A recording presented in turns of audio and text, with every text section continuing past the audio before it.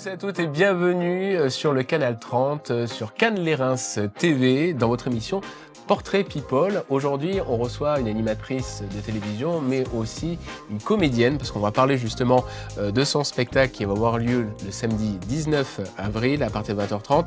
Il s'appelle « Tous les risques n'auront pas la saveur du succès ». On va en parler d'ici quelques instants, mais on va revenir un petit peu en arrière. Bonjour Alessandra. Salut. Voilà. Salut à tous. On parlait un peu de danse classique. Ça voilà. C'est les prémices, on va dire. Prémices. Et j'étais en sport-études danse classique pendant un petit moment. Ça m'a pas laissé un grand souvenir, on va être honnête, et je tiens plus le grand écart depuis longtemps. Mais je casse un mythe. Mais ça m'a appris une certaine discipline, une certaine rigueur que j'ai gardée longtemps dans mon métier. On part un petit peu sur l'idée du média, nostalgie, MTV. Pourquoi ça t'a attiré les médias? J'étais absolument pas partie pour faire de la télévision ni de la radio. Ça m'a même jamais traversé l'esprit, pour être tout à fait honnête avec toi. D'accord. C'est venu à New York parce que j'étais fille au père, autre expérience, aux alentours de 23-24 ans. Et en fait, j'ai eu la chance une fois de rentrer chez MTV. Les studios étaient... c'était des grands studios vitrés, je crois que c'est toujours le cas d'ailleurs en fait. Et ça m'a attirée, j'y suis allée, ils donnaient beaucoup de petits concerts à droite à gauche. Faut se rappeler qu'à l'époque, dans les années 90, c'était le début des clips vidéo. Et donc en fait, nous, jeunes, on était à fond, on avait envie de voir nos artistes chanter, etc. Et donc j'ai eu la chance d'assister à un petit concert et j'ai vu cette machine. J'ai vu les caméras, j'ai vu les plateaux, je me suis dit, waouh, c'est fou, quoi, vraiment. Mais pas en mode fan, mais juste en mode ébahi. Et je me suis dit, tiens, ça a l'air cool. Ça a l'air cool, et puis voilà, petit à petit, c'est rentré dans ma petite tête, et je me suis dit, pourquoi pas faire ça. On reconnaît, quand tu vas dans un endroit comme ça, tu te reconnais finalement. Tu dis, oh, je me sens à ma place. C'est un peu ça. C'est exactement ça, tu as tout à fait raison. Il y a un moment donné où tu arrives là-dedans et tu te dis, je m'y sens bien, je me sens pas à côté de la plaque. Et c'est effectivement, peut-être inconsciemment, ce qui te dirige vers ta voie. Moi, j'avais pas de vocation, et c'est pour ça que c'est important pour tous les téléspectateurs qui nous regardent, de se dire que pour eux ou pour leurs enfants, c'est pas très grave si on sait pas tout de suite ce qu'on veut faire. Et d'ailleurs, c'est même plutôt sain. Et moi, c'est arrivé tard, c'est arrivé à 24, 25 ans. Ça peut arriver à 30, à 40, parfois même à 50. Et il faut suivre son chemin quoi qu'il arrive. Ça, c'est important. Voilà, toi aussi, tu as eu la chance de pouvoir commencer un parcours et puis tu as mis en lumière d'autres artistes. Qu'est-ce que ça t'a fait, justement? Je me suis jamais vue comme un vecteur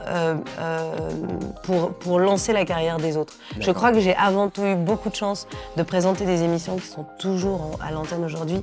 L'amour est dans le pré, c'était de l'humain, ça me plaisait. Incroyable talent, c'était de l'humain, ça me plaisait.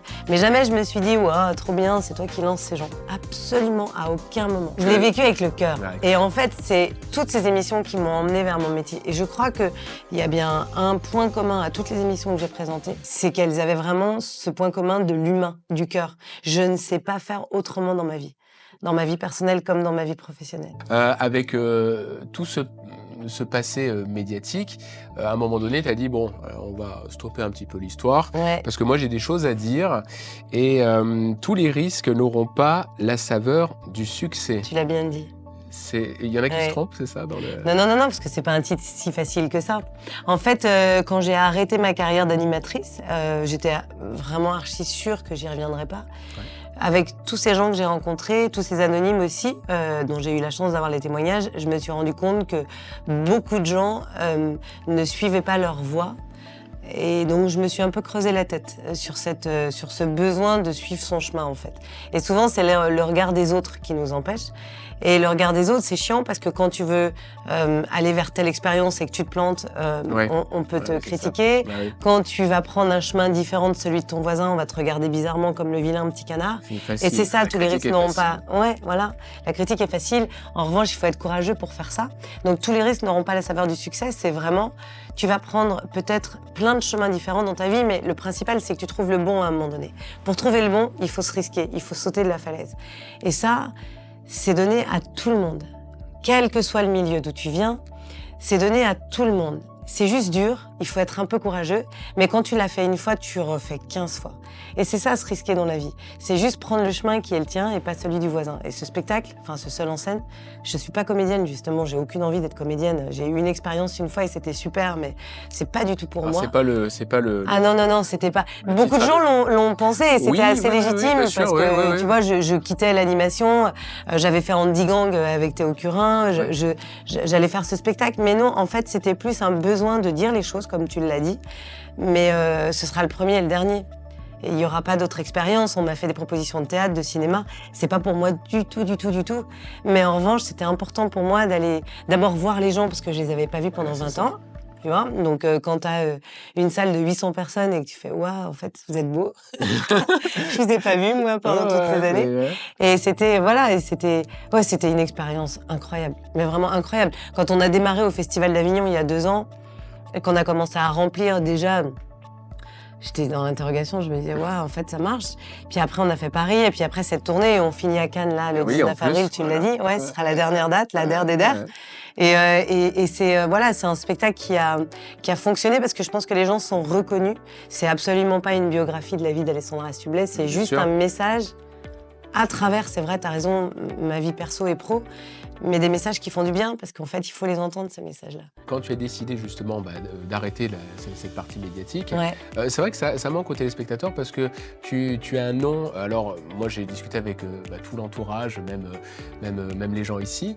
En fait, on pense toujours à toi vraiment en tant qu'animatrice. Ouais, c'est normal. Est-ce qu'un jour, tu y reviendras ou pas du tout? Enfin, ça... Non. Voilà. Non, mais c'est pas une obligation de répondre. Déjà, c'est normal qu'ils pensent à moi en tant qu'animatrice. C'est un métier que j'ai fait pendant 20 ans. Voilà. Et je suis très fière de mon parcours et je suis très fière que les gens me reconnaissent en tant que telle. À aucun moment, j'ai voulu changer d'étiquette. Voilà, il faut pas se planter là-dessus. Oui, j'ai fait seul en scène, mais c'était pas du tout pour partir sur une vocation de comédienne. Tu peux te douter à un moment donné, parce qu'à ce moment-là, tu as des propositions qui te viennent. Mais au final, c'est pas pour moi, je le sais et je le sens au plus profond de moi. Je suis une instinctive, donc j'ai pas besoin de faire un brainstorming avec 20 personnes, tu vois. Et puis j'ai d'autres choses qui me tiennent à cœur et que j'ai très envie de faire. Donc la réponse, c'est que je suis très touchée quand les gens me croisent et qu'ils me disent voilà, ça me manque, on aimerait vous revoir, etc. C'est vrai. Et d'un autre côté, j'étais très heureuse de faire ce métier-là et je suis très heureuse d'être partie dans l'ombre. Cette lumière, quand j'ai adopté ce métier, c'est pas ce qui m'a attirée. La notoriété m'a pas attirée, la reconnaissance m'a pas attirée. Donc j'ai rempli tous ces bocaux, qui sont les bocaux de l'ego, les bocaux de la reconnaissance, tu vois. C'est comme des petits trucs là que tu places sur ta cuisine. C'est bien. Mais maintenant, en fait, tout va bien. C'est cool. C'est OK, comme disent les jeunes, tu vois. Et je ressens pas le besoin de repartir dans cette lumière. Je cherche juste à ma façon de me servir de cette expérience. C'est ce que je fais au travers de mes conférences. J'ai pas mal de conférences que je fais sur le thème du leadership, de la motivation. Je voulais qu'on vienne là-dessus parce que de passer des messages, et notamment aussi les conférences que tu fais, tu en fais régulièrement, parce que notamment hier aussi également. Qu'est-ce que tu y apportes justement dans ces conférences-là? Parce que finalement, tu continues à partager ton savoir, à mettre aussi les autres en valeur. Ça te plaît? Non seulement ça me plaît, mais c'est la suite du seul en scène. Voilà. C'est-à-dire que, en fait, à partir du moment où j'ai vu que finalement ce que j'avais écrit avait eu du succès, je me suis dit, mais c'est qu'en fait, ça leur parle. Si ça parle aux gens, c'est qu'il y a forcément un truc à aller creuser là-dedans. Et les conférences, c'est vraiment ça. C'est-à-dire essayer de redonner un petit peu de motivation aux gens, un petit peu d'optimisme, d'espoir, c'est important. Parler des vertus de l'échec, ce qu'on s'est dit, parce que ne pas réussir en entreprise ou ailleurs, c'est normal, ça fait partie du processus. Et puis parce que j'ai une expérience en tant que productrice pendant 15 ans. Tu vois, j'ai beaucoup travaillé avec Netflix, j'ai fait 2 documentaires, avec Tony Parker, avec Antoine Griezmann. Donc c'est des gros pavés, ça, dans ma vie. Ça prend 2-3 ans. C'est vraiment, tu vois, voilà, c'est important. C'est de l'investigation. Quand tu produis une émission, que tu as 40 personnes à tes côtés, forcément, tu sais aussi ce que c'est qu'être entrepreneur. Donc quand tu as toutes ces facettes-là, forcément, tu te dis, allez, mais pas ce savoir, mais cette expérience au bénéfice des autres. Ça, c'est hyper important. Et pour moi, c'est cette transmission aujourd'hui qui me fait du bien. Donc non, je reviendrai pas à mon métier. Ça, c'est sûr. Et je l'ai déjà dit. Et c'est pas du tout pour insister et dire, je suis têtue, j'ai plus envie. Non, c'est que j'ai trouvé d'autres choses derrière qui me grisent et m'animent et qui correspondent aussi, voilà, je suis à l'aube de mes 50 ans. Je trouve ça top, quoi. Je rencontre des gens vachement différent. Mais en revanche, je suis très heureuse que ma vie ne soit plus sur le devant de la scène. Je suis très heureuse de vivre avec mes enfants, d'avoir ma vie perso, de pas l'avoir s'étaler dans la presse people. Si je sors de temps en temps du bois, c'est parce que je fais de la promotion pour ce que je fais et c'est normal. Oui, bien sûr. Mais ça me va et rien ne me manque. Alors justement, tu as écrit un livre et également. Avant, tu ne lisais pas forcément. Ouais. Pas dire que tu n'aimais pas lire, mais c'est vrai que quand Si, j'aimais pas lire. Tu n'aimais pas lire. Ah non, j'aimais pas lire. Me poser pour prendre un livre, pour moi, c'était une perte de temps. À l'époque, peut-être, t'aimais pas lire. Et aujourd'hui, tu fais lire les autres. Alors attends, j'ai sorti 2 livres déjà, un sur le baby blues, mais pour moi, c'était pas de l'écriture, c'était une façon de témoigner auprès des femmes, voilà, que ce baby blues pouvait arriver et qu'on pouvait se sentir mère indigne pendant un temps, c'était pas très grave. Moi, on avait oublié de me le dire et franchement, j'en ai voulu à la terre entière. Ensuite, j'ai écrit un livre qui s'appelle J'emmerde Cendrillon sur, c'est un peu les prémices de mon seul en scène, sur les déboires de la vie, entre guillemets, et sur le fait de devoir avancer et de se porter. Et là, je me suis lancé un défi, c'est vrai, c'est un premier roman, donc ça n'a rien à voir, c'est une histoire inventée de toutes pièces. J'ai envoyé les 2 premiers chapitres à mon éditrice qui me suit depuis tout ce temps et qui m'a dit « mais attends, je l'ai fait relire pour être sûre, mais je crois que c'est pas mal. » J'aime bien parce que c'est quelqu'un d'aussi franc que moi. Et donc me voilà partie dans cette aventure depuis 8 mois et je vais le rendre là bientôt. Le rendre seulement, donc ça veut dire qu'il y a encore un peu de travail derrière. Mais c'est une aventure extraordinaire. C'est extraordinaire. J'aimerais tellement que ça marche pour continuer. Voilà, tu vois, ça fait partie aujourd'hui de mes buts, de mes envies. Je me suis découvert cette envie d'écrire. Et t'as totalement raison, comme quoi, voilà, pour tous ceux qui nous regardent et qui sont peut-être plus jeunes, c'est pas parce que tu n'aimes pas lire aujourd'hui que tu n'aimeras pas lire demain et peut-être même que tu seras romancier. Alors le spectacle qui va avoir lieu justement au Palais des Festivals de Cannes, c'est pas rien quand même en plus, parce que Cannes, le Palais des Festivals, tu es contente de terminer justement cette date-là. Il n'y a pas déjà la nostalgie de se dire c'est la dernière date? Ouais, alors non, il n'y a pas de nostalgie parce que je suis pas quelqu'un de nostalgique du tout. Non, je suis désolée, j'aimerais aller dans ton sens, mais pas du tout. Pas du tout. En fait, non, je suis pas nostalgique. Je me prends que des vestes. Non, pas du tout. Non, mais ce qui est fait est fait. Et cette rencontre avec le public était géniale. Bien sûr. Et j'ai compris beaucoup de choses de certains artistes parce que quand tu arrives certains soirs et que tu as un magnifique théâtre de 700 places et que c'est blindé, tu fais ah, je comprends l'adrénaline que vous avez. Voilà. Et je remercie tous les gens qui sont déjà venus parce que vraiment, ça a été un succès et je m'y attendais pas. Et honnêtement, c'est une belle aventure. Voilà, mais c'est pas pour autant que j'ai envie de continuer. Donc ça se termine à Cannes, dans un très beau théâtre. Et donc j'en suis absolument ravie.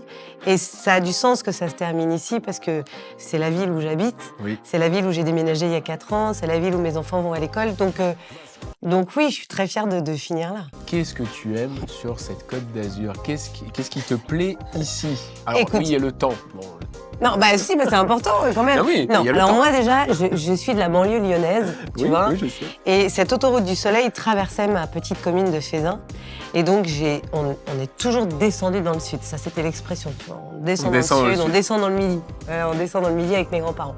Et je me suis toujours dit qu'un jour je finirais là. Donc j'ai fait 20 ans à Paris. Franchement, j'ai fait mon temps. Et à un moment donné, je me suis dit, voilà, donne. Je descends dans le sud, dans le midi.